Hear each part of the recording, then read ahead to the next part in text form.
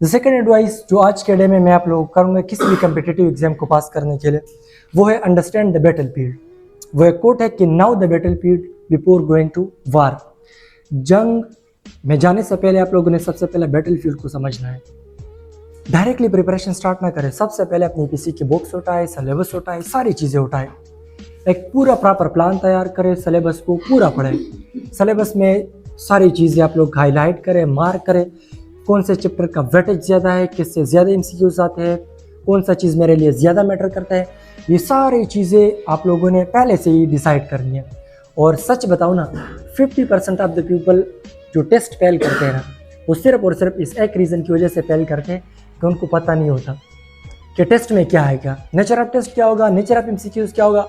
Directly hard work के लिए बैठ जाते हैं, कोई प्लान नहीं होता, कोई पहले से सिलेबस को देखा नहीं होता, बस डायरेक्टली बैठ जाते हैं। सो अगर आप सिलेबस और इन चीज़ों को अंडरस्टैंड नहीं करोगे ना, तो आप फेल हो जाओगे।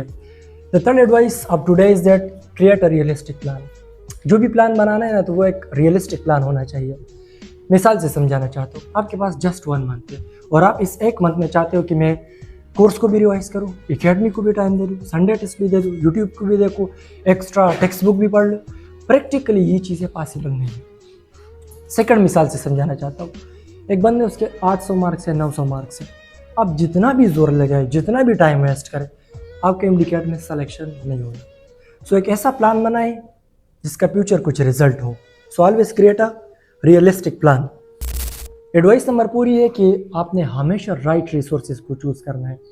एपीएससी में जो मेन गलती स्टूडेंट्स करते हैं ना, वो ये करते हैं कि वो नोट्स की तरफ जाते हैं, टेक्स्ट बुक छोड़ते हैं। एक एक KMU, PMDC, PMC, conducting body exam की जितनी भी है, उनको पता नहीं है कि आप लोगों ने कौन से नोट्स पढ़े हैं, मार्केट में कितने नोट्स अवेलेबल है। वो जस्ट आपके टेक्स्ट बुक से टेस्ट बनाते हैं। सो ये गलती ना करें। जैसे ही आपकी एमडीकैट की जर्नी स्टार्ट हो जाएगी एपीएससी में, तो आप कर सकते हैं नोट्स से तैयारी। कभी भी आप लोगों ने नोट्स को टच नहीं करना, अपने टेक्स्ट बुक को फॉलो करना है। और टेक्स्ट बुक में भी ये गलती नहीं करना कि आप बैठ गए और जितने भी प्रोविंसेस है सबके टेक्स्ट बुक आपने मंगवा लिए, 20-25 बुक्स पढ़े हैं, कैसे आप इन सब को पढ़ोगे। जब मटेरियल ज़्यादा हो जाते हैं तो इंसान कन्फ्यूजन की तरफ चला जाता है।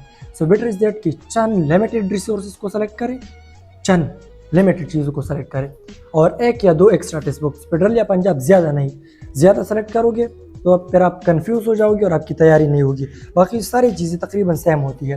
अनदर थिंग जो आप लोगों को बहुत ज़्यादा फ़ायदा देगी, and I think it's the key of success for MDCAT और एनी कम्पिटिटिव टेस्ट, वो है मॉक टेस्ट या संडे टेस्ट।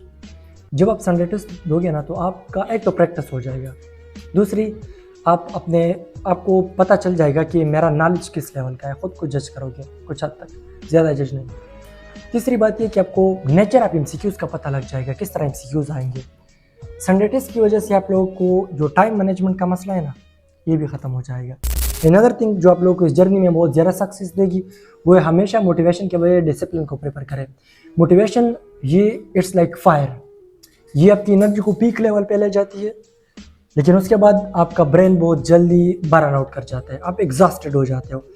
मोटिवेशन चंद लिमिटेड टाइम के लिए होता है। सो बेटर इज़ दैट कि आप डिसिप्लिन को अपनाएं। डिसिप्लिन वो डेली होता है, वो ख़त्म नहीं होता। सो डेली करें, कम करें, लेकिन रोज़ाना की बुनियाद पे करें। मोटिवेशन की तरफ ज़्यादा नहीं चाहिए। और अक्सर स्टूडेंट्स का फिर ये मोटिवेशन सिर्फ एक आदत बन जाती है। 5 मिनट स्टडी करते हैं और घंटा है उसके लिए मोटिवेशन लेक्चर्स देखते हैं।